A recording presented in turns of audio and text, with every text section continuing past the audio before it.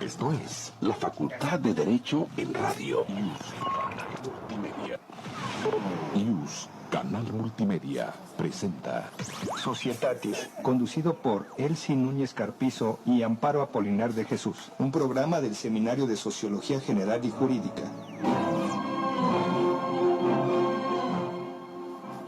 Buenas tardes, bienvenidos a su programa Societatis, que el día de hoy iniciamos nuestra cuarta temporada.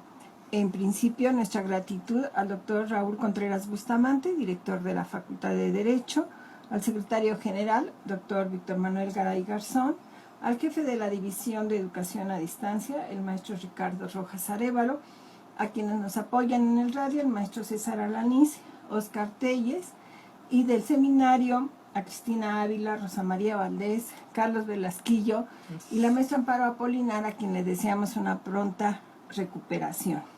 Ustedes pueden estar en contacto con nosotros a través de las redes sociales, en Facebook, Seminario de Sociología General y Jurídica, Facultad de Derecho, en Twitter, igualmente Seminario de Sociología General y Jurídica, y por el correo semsoc@derecho.unam.mx. Hoy tenemos el privilegio que nos acompañe la maestra Pilar Ortuño Burgoa, lo cual nos pone muy contentos y le agradecemos mucho en virtud de que el día de hoy es un día muy significativo, 5 de febrero, promulgación de la Constitución de 1917, que es el tema que vamos a abordar. Le cedo el uso de la palabra a Carlos para que nos dé la breve, porque es muy breve, su reseña. Es breve, es breve. Es breve. Por favor, Carlos. Claro, muchas gracias. La maestra Pilar Ortuño Burgoa es licenciada en Derecho por la Universidad Nacional Autónoma de México. Ha colaborado con el Bufet Jurídico Ignacio Burgoa. Es socia fundadora del Bufet Jurídico Nacional, encargada de la Unidad Académica y Capacitación desde 2007 a la fecha. Es integrante del despacho Ortuño Burgoa Abogados. Y en cuanto a la academia, ha sido colaboradora con el maestro Ignacio Burgoa por más de 15 años. Es profesora de Garantías Constitucionales desde hace 13 años en la Facultad de Derecho de la UNAM, profesora por oposición en la misma materia desde 2014. Ha sido distinguida en 2015 con la Cátedra Extraordinaria Jesús Reyes Heroles. Ha recibido el premio Sor Juana Inés de la Cruz en 2016, otorgado por la UNAM y representando a la Facultad de Derecho. Es asesora en la División de Educación Abierta de la Facultad de Derecho de la UNAM, en la materia de Derecho Constitucional, miembro del Colegio de Profesores de Derecho Constitucional de la Facultad de Derecho de la Universidad Nacional Autónoma de México y asesora en la materia de Teoría de la Constitución de la División de Educación a Distancia de la Facultad de la misma universidad. Muchísimas gracias por estar aquí. Gracias a ustedes, para mí es un honor, querida doctora, estar aquí con ustedes y en un día tan especial como es conmemorar nuestra Constitución. Los abogados pues tenemos que partir por el estudio de este documento jurídico fundamental y conocer los cambios que ha tenido a lo largo del tiempo. Entonces, estaré celebrándola y con el ánimo de que prevalezca, es por lo que estamos aquí, para platicar un poquito de ella y que sea algo interesante para las personas, porque a veces tal vez nuestra Constitución puede parecer algo lejano, pero debe ser lo más cercano a la gente, porque ahí se encuentran consagrados nuestros derechos y además cómo funciona todo el gobierno. Claro. Nosotros podemos recordar que la Constitución de voy a hablar de las constituciones federales. Estás en tu programa. Muchas gracias, se lo agradezco, es un honor verdaderamente. Solo para ubicarnos un poquito, las constituciones federales, la de 1824 tenía como objetivo, veníamos de una independencia, una guerra de independencia, todo eso pues era organizar políticamente al país. Pasa el tiempo y viene nuestra Constitución de 1857, que imbuida por el espíritu naturalista de la época, que fue un movimiento muy fuerte y no había redes sociales, no había internet, todo se iba dando por conocimiento de cartas y todo eso, pues esta Constitución nos da ya un catálogo de derechos humanos. Entonces ya teníamos al país organizado políticamente, tenemos ya este catálogo de derechos humanos, pasa el tiempo y después de una independencia tenemos una revolución. Y con esa revolución, después de ese movimiento tan cruento, interesantísimo, pero pues obviamente cruento, surge nuestra Constitución del 17, que es dada por este eminente congreso que formó don Venustiano Carranza, y creo que Carranza de verdad es el artífice de esto, porque pues él, siendo gobernador de Coahuila, empieza a ver todo después del asesinato de Madero, de Pino Suárez, entonces pues pugna porque se restablezca el orden constitucional. Y dentro de todo eso había que luchar ya no solo por los derechos individuales, sino por los derechos sociales. Y esos derechos sociales se centraban en los grupos importantes de la época, que eran los campesinos y los trabajadores. Claro que salieron ganando los trabajadores porque pues ellos tienen ya una ley reglamentaria bastante grande y se les dio creo yo, una mayor protección, pero había que proteger también a los campesinos y al grupo que ellos conformaban. Por eso la aportación de la Constitución de 1917, que no fue una nueva Constitución, sino fue una adición que se hizo a la Constitución de 1857. Por eso sale promulgada con el nombre de Constitución de 1917, que reforma y adiciona la Constitución de 1857. ¿Eso por qué? Porque Carranza era muy respetuoso del texto constitucional. Y al ser respetuoso del texto constitucional, no iba a cambiarlo totalmente, y los diputados constituyentes tampoco, sino su gran adición fueron estos derechos sociales. Dentro de este Congreso Constituyente, estuvieron representadas, creo yo que todas las clases sociales, y eso es también muy importante. Se respetan los principios de la Constitución, de la propia Constitución, y los diputados constituyentes pues eran ya los diputados que estaban en cada estado, pero repito, con la característica de que las clases sociales estaban representadas. Por lo tanto, el Congreso era legítimo, legítimo porque estaba el pueblo representado en él. Entonces, eso es lo interesante, y esa es la aportación de nuestra Constitución del 17 para el mundo. Porque la otra constitución social fue la Constitución alemana, pero ya fue de 2 años después, de 1919. Exactamente, quizás aunando en lo que estabas diciendo, en la distribución, digamos, de las actividades, debemos de decir que los abogados prevalecieron. Había 62 abogados en ese Congreso Constituyente, pero hubo profesores, agricultores, oficiales de alto rango, ingenieros, médicos, periodistas, contadores, líderes sociales, mineros, ferrocarrileros, farmacéuticos, artesanos y campesinos. Entonces, como bien has dicho, hubo una pluralidad y todos se escucharon, ¿no? Que esto es lo importante dentro de un Congreso Constituyente, que hubiera representatividad de todo el pueblo, de todos. Entonces eso es muy interesante, sintetizando todos aquellos diputados constituyentes, que por cierto hoy hubo la presentación de un libro que creo que debe ser muy interesante, el de los diputados constituyentes.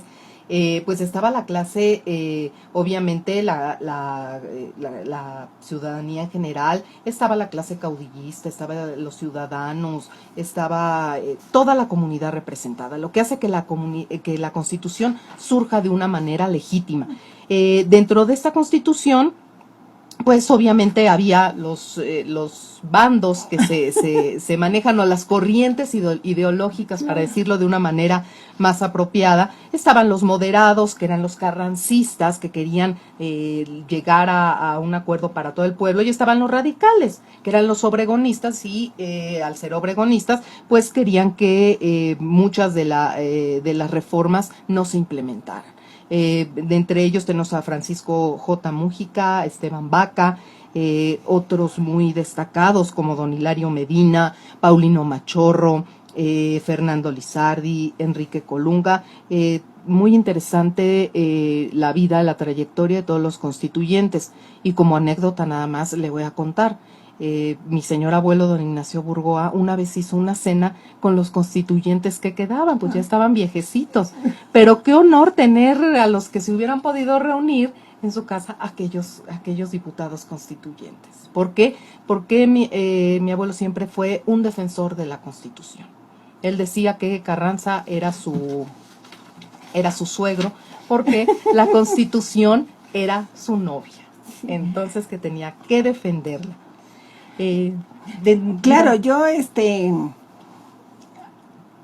tenía pensado decirlo al final, pero ahorita que has dicho, lo voy a decir ahora. Es para nosotros una alegría y una referencia, porque obviamente, como lo ha dicho, ella es nieta del doctor Ignacio Burgoa Orihuela, un maestro muy querido, maestro emérito, y debemos de señalar que sus obras, El Juicio de Amparo, Derecho Constitucional Mexicano, y no lo digo yo, son referencia indispensable en cualquiera que se quiera acercar al estudio de la Constitución. O sea, siempre se le ha dicho que sus libros siguen siendo pues, básicos. Son básicos, aunque ya hay sus detracciones por ahí porque dicen que la gente ya no lee tanto. Puedo entenderlo, pero sí son obras de referencia por el valor del estudio histórico y jurídico que manifiestan. Entonces, creo que sí pueden ser obras de referencia. No que sean su libro de cabecera, pero sí acudir a ellas cuando se trata de investigar estos temas. Y yo lo he dicho en público, y lo repito ahora con mucho orgullo teniéndote aquí, que hay un valor histórico en su obra que tenemos que destacar. Y segundo, era la voz de la Facultad de Derecho. Y con mucha tristeza tengo que decir que ahorita no hay. ¿A qué me refiero con esto? Tú lo sabes. Cuando había un problema jurídico en el país, a donde se acercaban y le preguntaban, era el maestro Burgoa. Y él siempre tenía una opinión reflexiva, serena, además, no solamente dentro de los medios, sino varios presidentes, fue su asesor en materia jurídica. Entonces, sí es un referente. Yo sigo pensando que los libros debemos de tocarlo y tenemos que manejarlos, esa sensación. Yo sé que los chicos modernos ahora todo por internet, pero yo al menos no lo leo porque ya a mi edad no sé, estar leyendo en la computadora no me es fácil, pero sí, o sea, tenemos que decir que hay un valor histórico, insisto, es un referente y es el referente, la voz de la facultad. Se lo agradezco mucho, doctora, pero pues demos paso a las nuevas generaciones. Ahí estás tú. Quiero que vayas.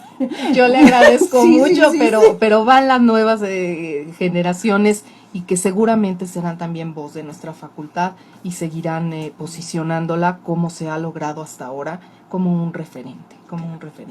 Algo importante son los colegios de profesores a través de los cuales se manifiesta esa voz, que es muy, muy interesante y de suma importancia porque son por los colegios de profesores por los que se escucha también a nuestra facultad. Yo le agradezco mucho todas esas referencias, con el cariño y el respeto que ya sabe y la admiración que también profeso por usted.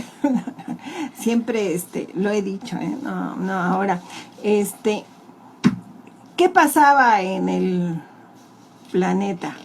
Pues algunas efemérides. Es que el 13 de febrero detienen a Mata Hari en París, que como ustedes saben la ejecutan el 15 de octubre. El 24 de febrero el Servicio de Inteligencia Británica intercepta el famoso telegrama de Arthur Zimmermann, secretario de Estado de Asuntos Exteriores alemán, que solicitaba a México entrar a la guerra contra Estados Unidos con la finalidad de recuperar su territorio. En Roma, el 27 de mayo, Benedicto XV promulga el Código de Derecho Canónico.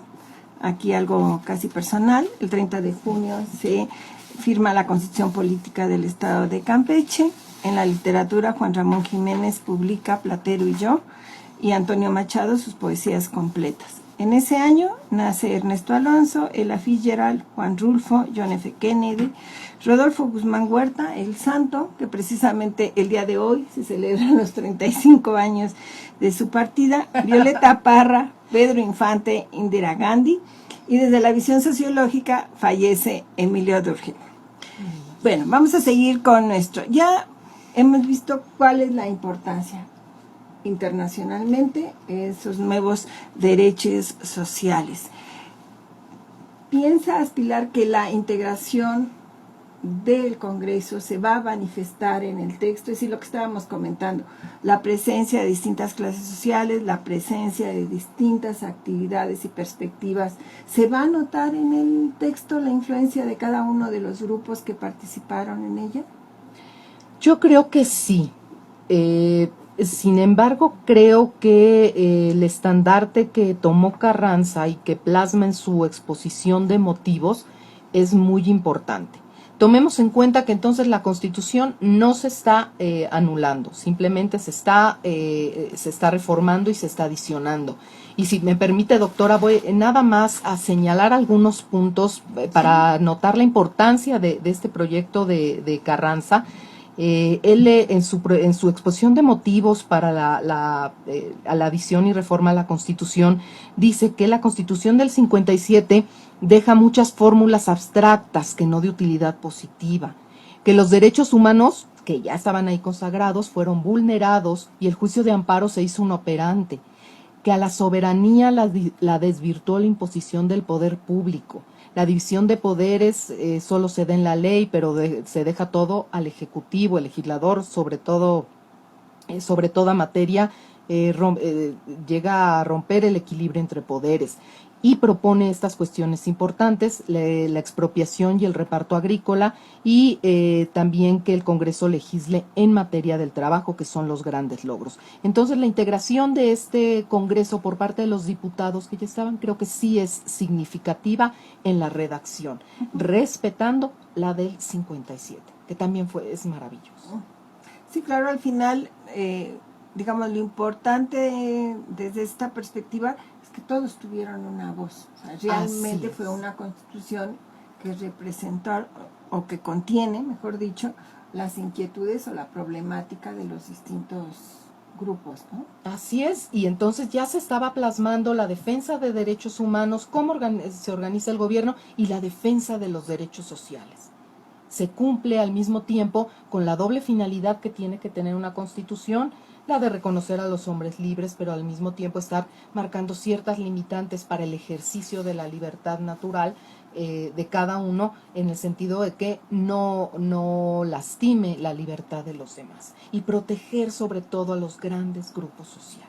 Eso, insisto, porque fue nuestro logro en esa Constitución. Claro, y lo que tenemos que resaltar, porque como bien decías al principio, como que se escucha mucho constitución, y que además se piensa que debe ser materia única de estudio de los abogados. No, ¿Sí, no? Todos, ¿no? Sí. Debe ser materia de estudio primigenio a los abogados, pero de ahí se desprenden todas las ramas que tienen que ver con nuestra Constitución. Pero además, yo diría, es algo que nos debería de preocupar a todos como ciudadanos, o como participantes de un Estado. Es algo, ¿no? No solamente dejarlo al perito, al abogado, sino experto, a todos, ¿no? Es decir, y yo creo que aquí es un fallo que a lo mejor se debería de tratar de difundir y de que se conozca, ¿no? Tengo entendido y sé que en la primaria y secundaria dan, pero con una perspectiva, siento yo, muy enfocada a determinadas cosas y no a un conocimiento de lo que es un documento tan importante, ¿no? Fundamental, doctora, porque sin ese documento no tendríamos un país, no seríamos una sociedad organizada, no se estaría limitando el poder de las autoridades a través de este documento fundamental. Entonces, de ahí la importancia de que se conozca no como una teoría, sino como algo que se viva, que se sienta, las dos partes de la Constitución.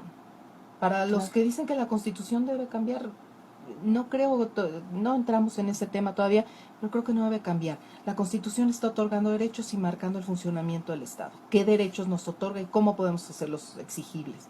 Y eso es fundamental. Debería enseñársele a los niños desde chiquitos. Una vez mi sobrina me preguntó que qué clase daba yo en la universidad o qué enseñaba yo en la universidad, y le saqué la Constitución y le digo, yo trato de enseñar este libro, y ya nada más se quedó pasmada. Bueno, pues vamos a una pausa y regresamos con ustedes en un momento. Regresamos. Continuamos en 2 minutos. Conducido por Elsie Núñez Carpizo y Amparo Apolinar de Jesús, un programa del Seminario de Sociología General y Jurídica. Soy Raúl Contreras Bustamante, director de la Facultad de Derecho, y los invito a escuchar la programación de YUS Canal Multimedia de nuestra facultad. Visita nuestra página de internet y sigue la transmisión de todos nuestros programas en www.derecho.unam.mx. Las voces expertas del Seminario de Derecho Romano se escuchan todos los jueves del mundo a las 11 de la mañana con la doctora Consuelo Sirvent en su emisión radiofónica Doctus Legum. Jueves, 11 a.m. A través de YUS Canal Multimedia. El Seminario de Derecho Civil de la Facultad de Derecho de la Universidad Nacional Autónoma de México los invitan a escuchar Tópicos de Derecho Civil. Un programa de fondo con temas de derecho civil y derecho familiar. Todos los jueves de 13 a 14 horas a través de YUS Canal Multimedia. Conozca todos los programas en la plataforma de educación a distancia.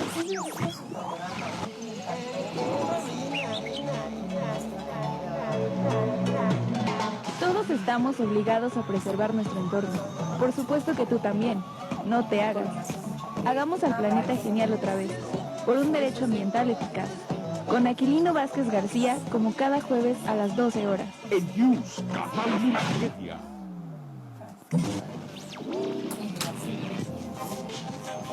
Esta estación es afiliada a la Red de Radios Universitarias de México.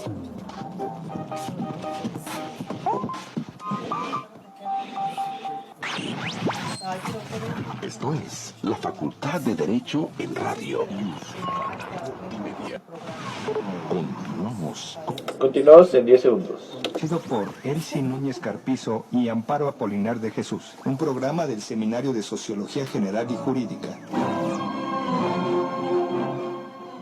Regresamos con ustedes en su programa Societatis del Seminario de Sociología General y Jurídica de la Facultad de Derecho de la Universidad Nacional Autónoma de México. Estamos transmitiendo en vivo el día 5 de febrero de 2019.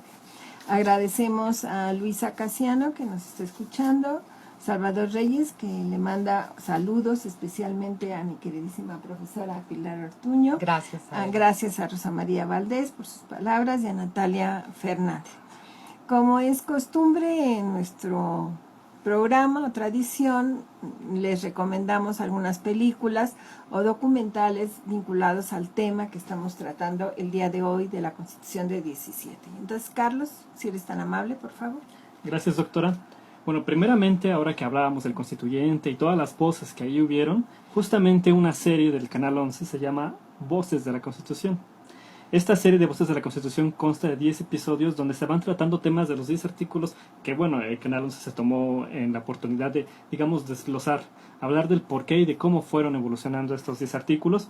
Entre ellos, pues claro, se imaginarán, están el 123, el artículo primero, el artículo tercero de la educación, artículos muy interesantes y que, bueno, con diferentes profesores que son expertos en la materia, se abrió este espacio para ir tratando de hacer llegar a la ciudadanía un poco más adentro el motivo de ser de esos artículos, la evolución de la Constitución, por supuesto, como lo dice el mismo título, voces de la Constitución, cuáles fueron las voces que en ese momento estaban permeando en este documento. Y asimismo, ahora que hablamos de un poco cómo fue el constituyente y nos ponemos a imaginar qué era lo que pasaba allá afuera y cómo se dio todo esto de la revolución tan citada en nuestros libros, tan citada en nuestra historia, pues justamente tenemos dos producciones estadounidenses que fueron llevadas a cabo por Mutual Films, que narran, entre otra cosa, la vida de Pancho Villa. La primera de ellas es En el papel de Pancho Villa, así fue como se tradujo, de And Starring Pancho Villa as Himself. Fue dirigida por Bruce Benson y protagonizada por Antonio Banderas. Lo interesante de esta película es que narra las batallas de Pancho Villa, las llevaron al cine a partir de todo lo que se vivía y la gente que lo seguía, y asimismo Pancho Villa aprovechó porque gracias a ello sufragaba los gastos de la lucha contra los latifundistas, o sea, negoció los derechos de él de las batallas para seguir su lucha, y además recibió una gran cantidad de oro tras esa negociación.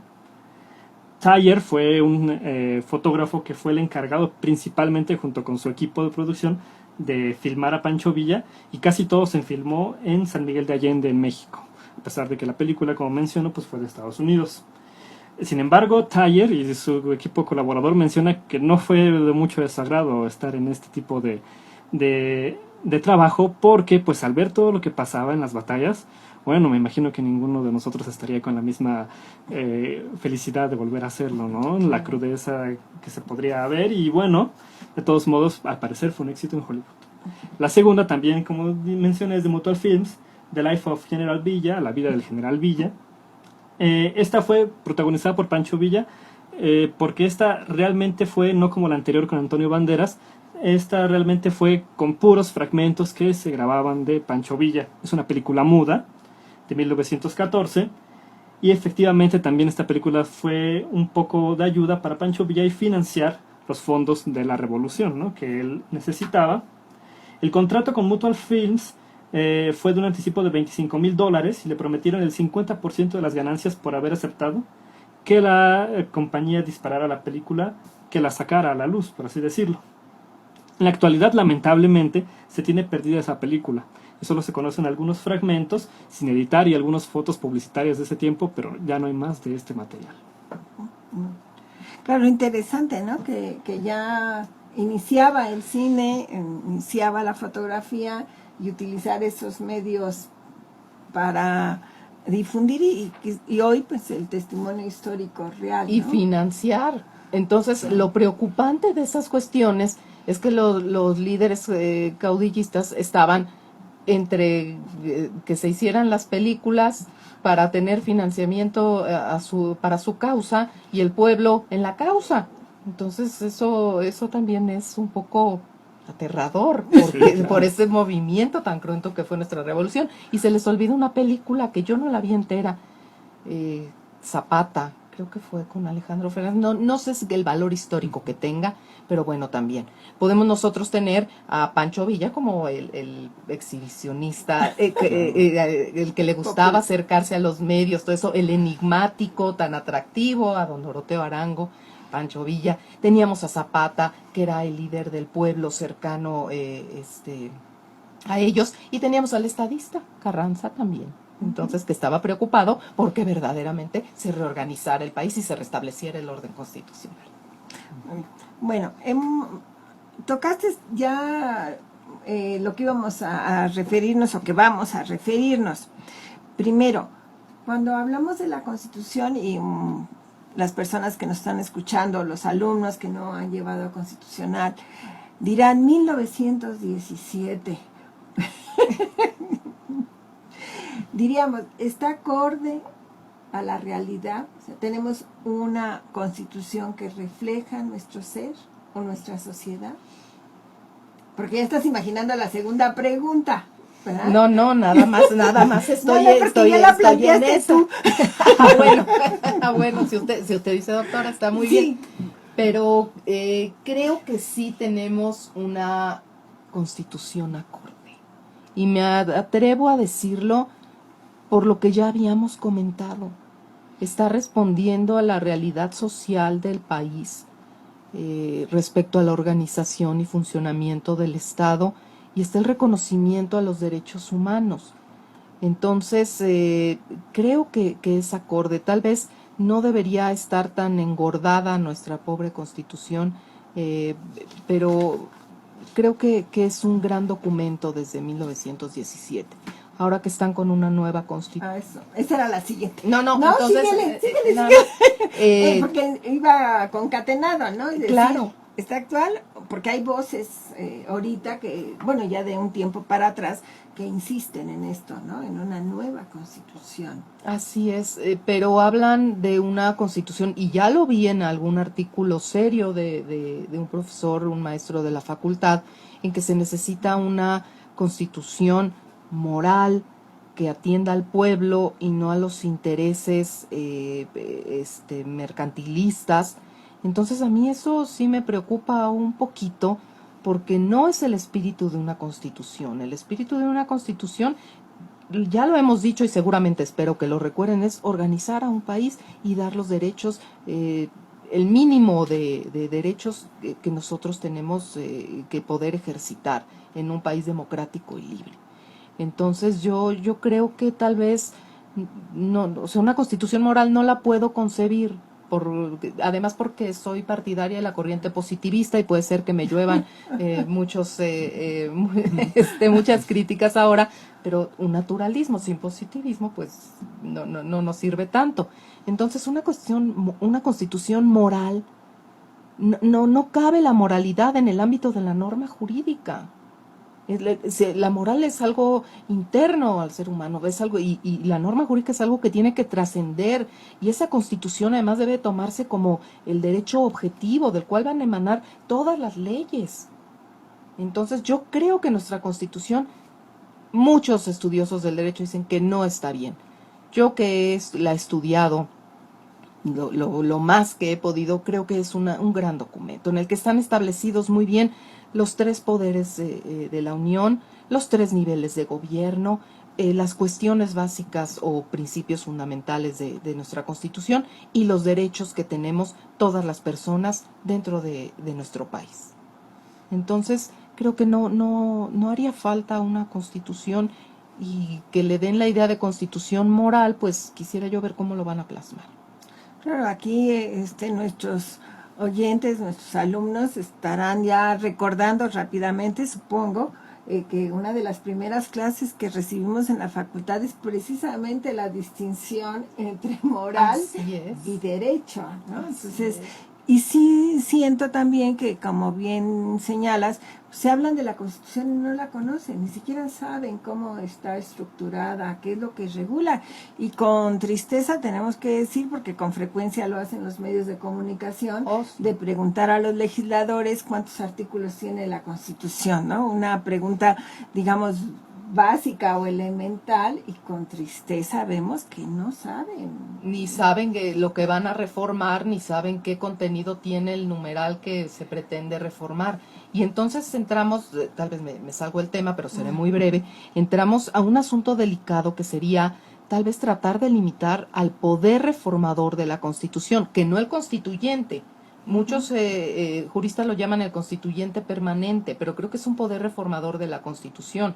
Y cuando tenemos una mayoría parlamentaria, las reformas a la Constitución se hacen mucho más sencillas, y creo que deja de ser una Constitución rígida para ser más flexible, y creo que eso es peligroso.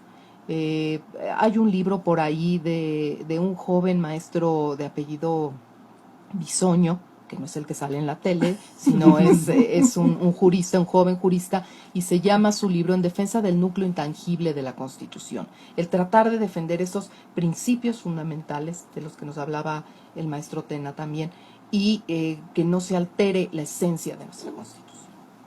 Claro, al final sí, sería como el canto de las sirenas, ¿no? O sea, que no conocen realmente cuál es el objetivo, cuál es la finalidad, qué es una constitución elemental, ¿no? ¿Qué es una constitución y cuál es su función?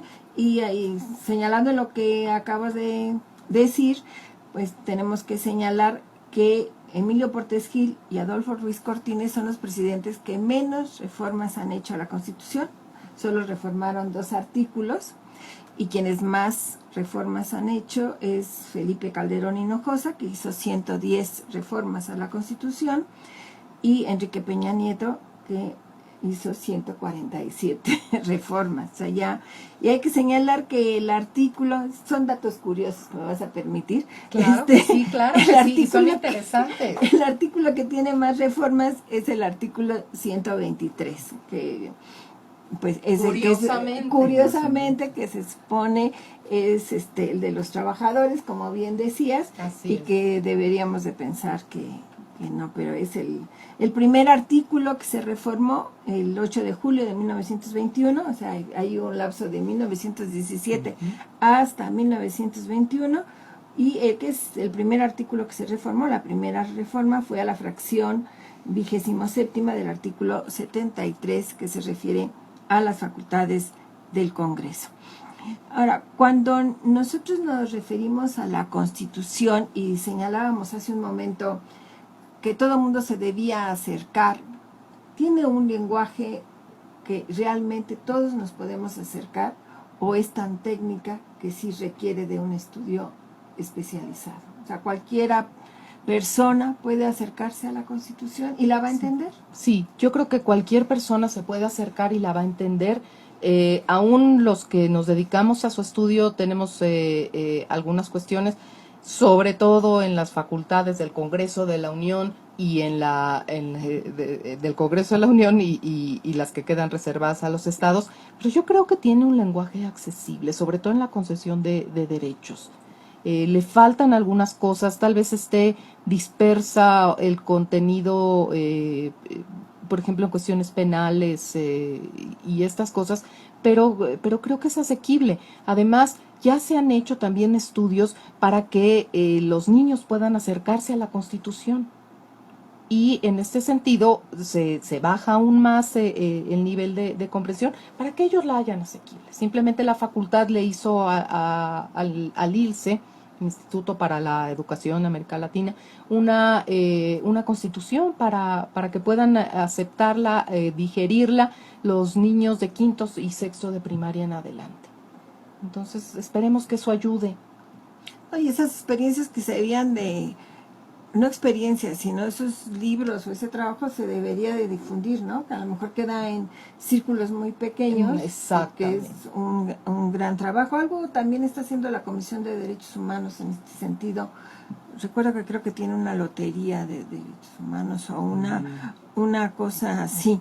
Ahora, un tema a debate actualmente, y que seguramente tú estás en eso, es lo de la supremacía constitucional. ¿Qué vamos a entender por ese término que surge, ¿no?, muy jurídico, y que la gente nos diría, ¿y eso qué es? Fue lo primero que le contesté, doctora, porque para mí es lo más importante respecto a nuestra Constitución. El considerar a nuestra Constitución en la cúspide de la pirámide normativa, es decir, de ahí su soberanía, su supremacía, y de ahí que de ella emanen todas las otras ramas del derecho y del quehacer jurídico y político, es nota fundamental de nuestro texto, de nuestra Carta Magna. Esta supremacía de la Constitución la encontramos en nuestro artículo 133. El 133 habla de dos cuestiones importantes, de la cual vamos a tocar una nada más, que es la supremacía de la Constitución, donde la Constitución se encuentra hasta arriba. Y usted podrá decirme, habla además el 133 del control difuso de la constitucionalidad, pero no es tema del presente programa. Entonces usted me va a decir, bueno, y con la adopción de tratados internacionales, ¿dónde queda la supremacía de la Constitución? Pues la Constitución sigue quedando en la cúspide. Y si bien esta supremacía, además, para irme un poquito para atrás, respetando el principio de supremacía, fue que Carranza orquestó, arregló todo también para que no hubiera un cambio de Constitución. Estaba respetando que este ordenamiento jurídico en el cual él se basó, que era la del 57, debía seguir prevaleciendo en la cúspide de toda esta pirámide. ¿Qué implica? Que todas las autoridades deben ceñirse a lo que diga nuestra Carta Magna en primer lugar, y ya después las leyes secundarias. Por eso el control difuso también se encuentra ubicado en el artículo 133 de nuestra Constitución. Creo que hay que defender todos los principios constitucionales porque van ligados, el de rigidez, el de supremacía de la Constitución y el de inviolabilidad, que es el último. Y ese principio de inviolabilidad precisamente existió por las revueltas en las cuales surgió este último documento. El respetar estos derechos, el respetar estos principios es fundamental porque emanan de la soberanía del pueblo que está depositando ese poder de autodeterminarse y de autolimitarse en sus representantes populares. Entonces, si hemos querido tener esa forma de Estado, esa forma de gobierno plasmados en nuestro ordenamiento jurídico fundamental, es por eso que debe de prevalecer la Constitución como está. Debemos defender su esencia y debemos de defender estos principios, no cambiar de un día para otro, aunque podría suceder. La democracia que tenemos por una dictadura o por alguna otra forma de gobierno que surgiera por ahí, o cambiar de un federalismo a un centralismo, no, creo que debe prevalecer el principio que está en la Constitución.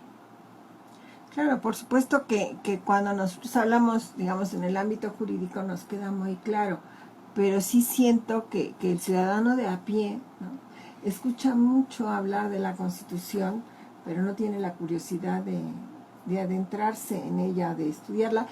Y pensando en este momento, pues si no conozco mis derechos, ¿cómo los voy a ejercitar? Claro. ¿No? Si no tengo este acercamiento. Porque uno ve en otros países y las personas conocen, ¿no?, cuando menos cuáles son sus derechos. Claro. Y entonces de esta manera, pues sí pueden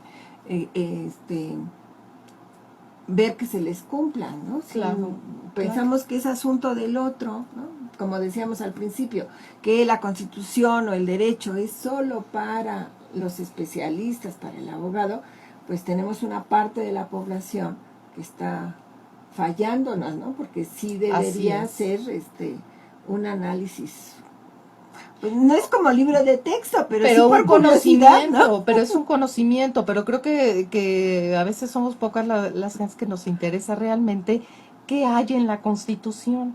Entonces debemos estudiarla porque es interesante y siempre tiene cosas nuevas, y tiene cosas nuevas que, tratando de desmenuzarla para su entendimiento, de ahí han surgido ideas como la ingeniería constitucional, el control constitucional. Antes nada más teníamos la materia de derecho constitucional y ahí venía, pero entonces, tratando de digerirla y de ver qué protege la Constitución, es que han surgido otras ramas de estudio que creo que son muy interesantes. Pero a usted le preocupa la parte, como se dice, el ciudadano de a pie. Tal vez esto se solucione un poquito, incluyendo, como nos han prometido, nuevamente la inclusión de la materia de civismo, que nosotros tuvimos y que muchas generaciones perdieron. Entonces yo ahí empecé a conocer mi Constitución, empecé a hacer la diferencia entre la norma moral y la norma jurídica y todo eso. Creo que es importante. Yo les aconsejo de verdad a todas las personas que por favor conozcan un poco nuestra Constitución y se enamorarán de ella y querrán defenderla contra los embates que a veces sufre la pobre. Vamos a la pausa correspondiente y regresamos con ustedes en un segundo. Bueno, no tan rápido, pero... Regresamos con... Continuamos en 2 minutos. Elsie Núñez Carpizo y Amparo Apolinar de Jesús, un programa del Seminario de Sociología General y Jurídica.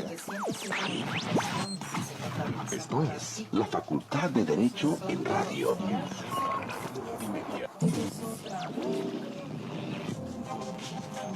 Esta estación es afiliada a la Red de Radios Universitarias de México.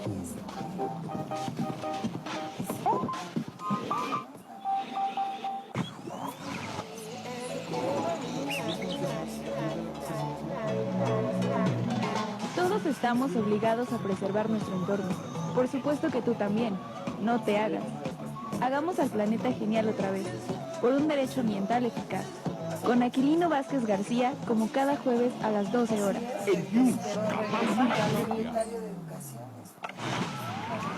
El Seminario de Derecho Civil de la Facultad de Derecho de la Universidad Nacional Autónoma de México los invitan a escuchar Tópicos de Derecho Civil.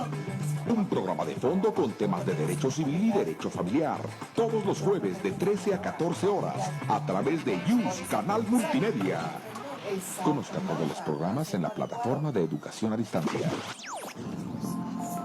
Las voces expertas del Seminario de Derecho Romano se escuchan todos los jueves del mundo a las 11 de la mañana con la doctora Consuelo Sirvent en su emisión radiofónica Doctus Level. Jueves, 11 a.m. a través de YUS Canal Multimedia. Visita nuestra página de internet y sigue la transmisión de todos nuestros programas en www.derecho.unam.mx. Soy Raúl Contreras Bustamante, director de la Facultad de Derecho, y los invito a escuchar la programación de YUS Canal Multimedia de nuestra facultad. Continuamos en 10 segundos. Por Elsie Núñez Carpizo y Amparo Apolinar de Jesús, un programa del Seminario de Sociología General y Jurídica. ¿Sí?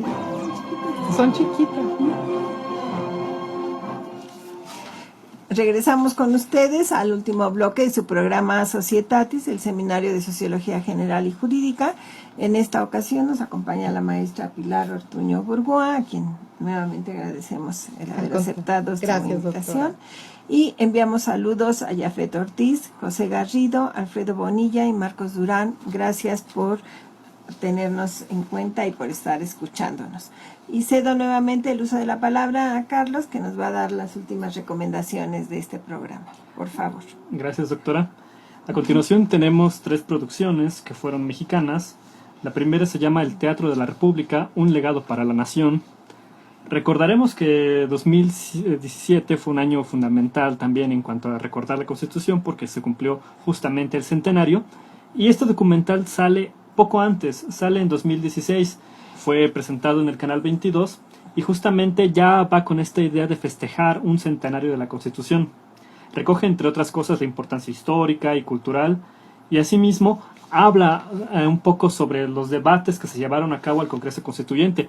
Y bueno, al menos en la carrera, creo que nuestros radioescuchas no nos dejarán mentir, los debates son muy interesantes, más si uno se pone a leerlos. Son muy interesantes, son muy profundos. Y bueno, claro, además por lo que mencionaba la doctora Elsie de hace unos minutos en cuanto a la cantidad de personas que había y la variedad de personas, ¿no?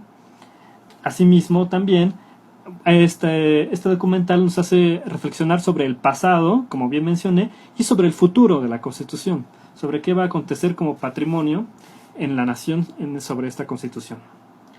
El que sigue se llama Los Constituyentes y es basado en el proyecto homónimo editorial de Juan Carlos Cereceros. Es un mediometraje, no es como tal un largometraje. Fue realizado en vísperas del año 1999, en vísperas del año 99 de la Constitución, que invita a las personas a sumergirse en uno de los acontecimientos más importantes del siglo XX, como lo es justamente el impacto que tuvo la Constitución, y asimismo cuál fue a profundidad la vida política y social del país en esos momentos. Un último, y también que rescata un poco de esta temática de reflexión en cuanto a qué va a acontecer con la Constitución, se llama justamente La Constitución de 1917, antes, después y hoy. Otro documental transmitido por Canal 22, también en vísperas del festejo del centenario de la Constitución, que entre otras cosas recoge diálogos de constitucionalistas e historiadores como Miguel Carbonell, Rina Ruz, que es una profesora investigadora de la UNAM, Salvario Valencia, Ana Rivera. Y bueno, en este documental se ven un poco más a profundidad las modificaciones que también ya hace un momento mencionábamos algunos datos muy interesantes. Mencionan cómo han sufrido estas modificaciones el texto constitucional desde su creación y cuáles son las que posiblemente a futuro se podrían dar. Asimismo habla un poco sobre la Revolución Mexicana y los diálogos obtenidos tras toda esta guerra, toda esta revolución. Y pues también un tema fundamental es la década de los 90 que trata este programa, en cuanto a que los 90, en la visión de este programa, repito, es como una década muy importante en cuanto a cambios constitucionales y que vale la pena mucho revisar. Muchas gracias, Carlos. Ahorita pensaba, y lo voy a decir, el que no es abogado piensa que no las aprendemos de memoria, y no es así. No es el objetivo, lo que pasa es que tiene uno un contacto tan estrecho, ¿no?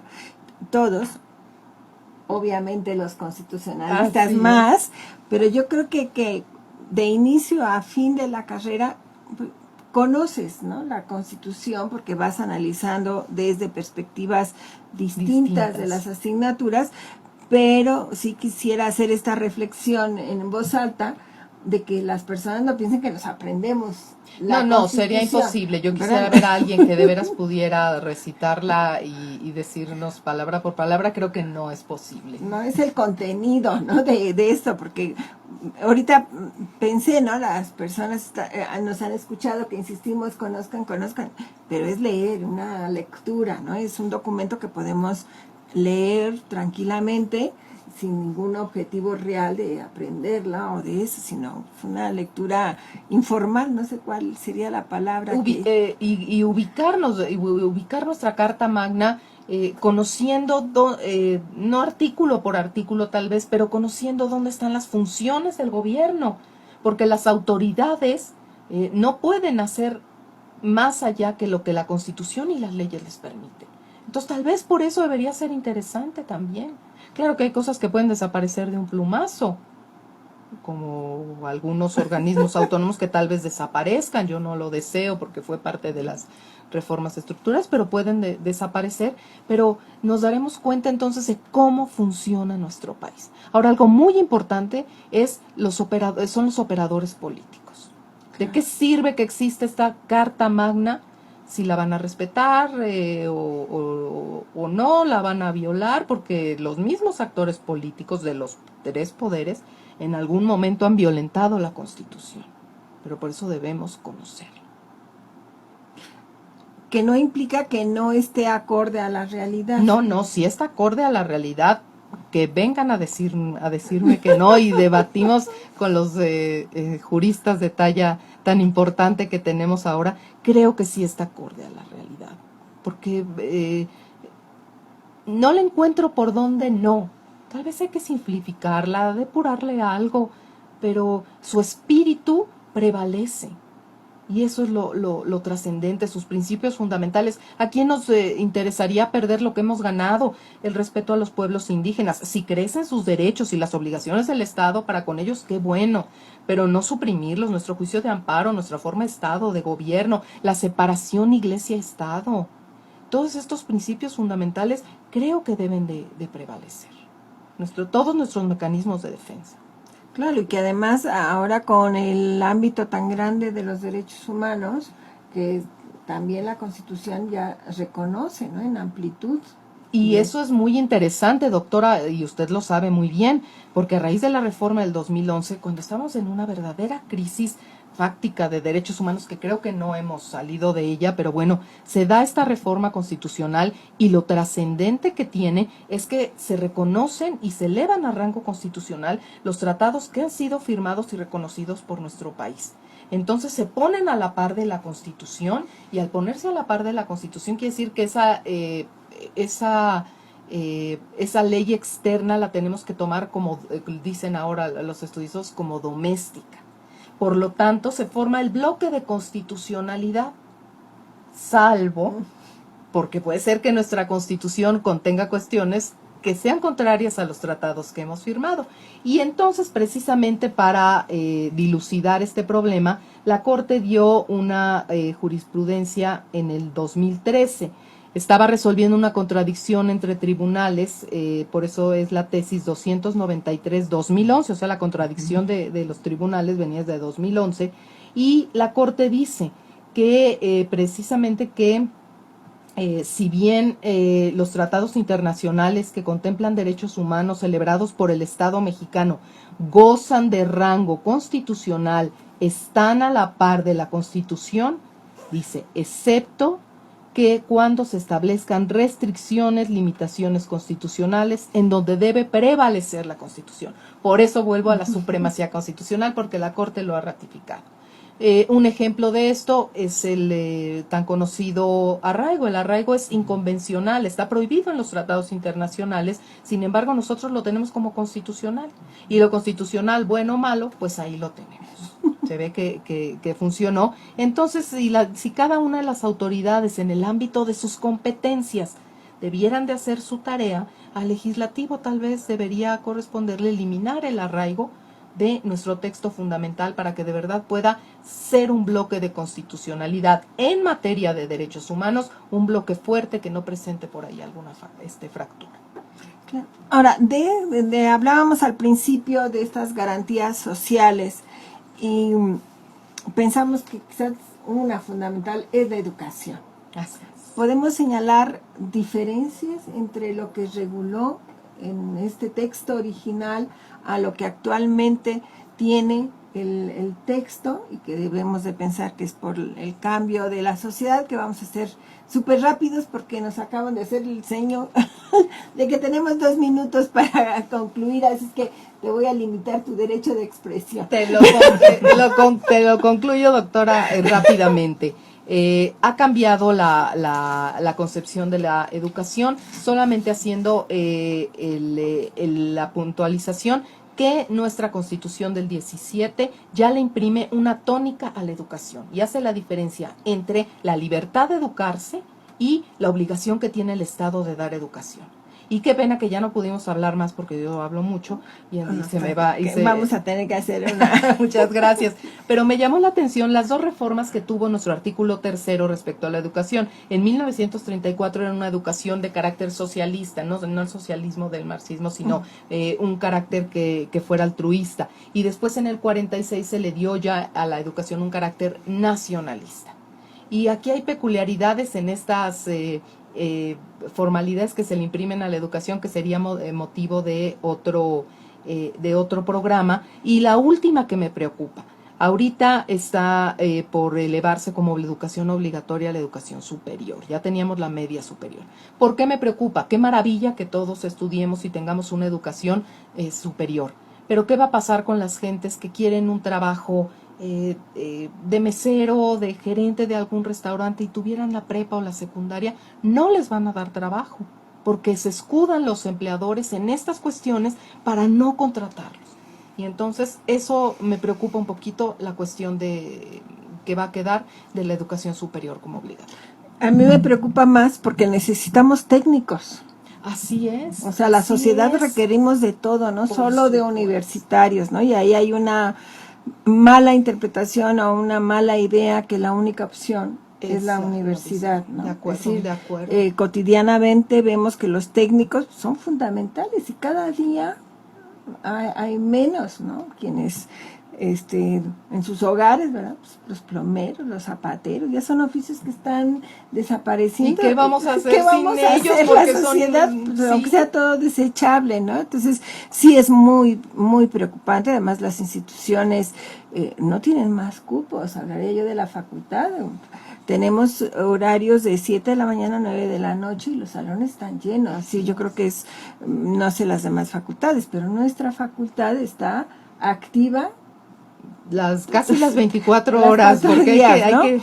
Entonces sí es preocupante dónde vamos a estar, pero bueno, vamos a tener la oportunidad entonces de hacer un programa sobre la educación, porque creo que es un tema muy importante y la reforma está en el Senado. Vamos a ver. Sí, vamos a ver. Pues mil gracias, mi querida Pilar, por estar con nosotros. Carlos, a ustedes por acompañarnos. Y quiero despedir el programa, nuestro director, el doctor Raúl Contreras Bustamante, es constitucionalista. Y voy a tomar un párrafo que él escribió que dice: México está obligado a revitalizar la observancia y el respeto de su texto constitucional para que se consolide como la norma suprema, fundamental y base de garantías del respeto de los derechos fundamentales de los mexicanos. Queda claro que estaríamos en la posición, la Constitución está vigente, no necesitamos una nueva Constitución. Mil gracias por estar con ustedes. Nos vemos la próxima semana en otro programa de Societatis, el Seminario de Sociología General y Jurídica de la Facultad de Derecho. Gracias por hoy. Yus Canal Multimedia presentó Societatis, conducido por Elsie Núñez Carpizo y Amparo Apolinar de Jesús, un programa del Seminario de Sociología General y Jurídica.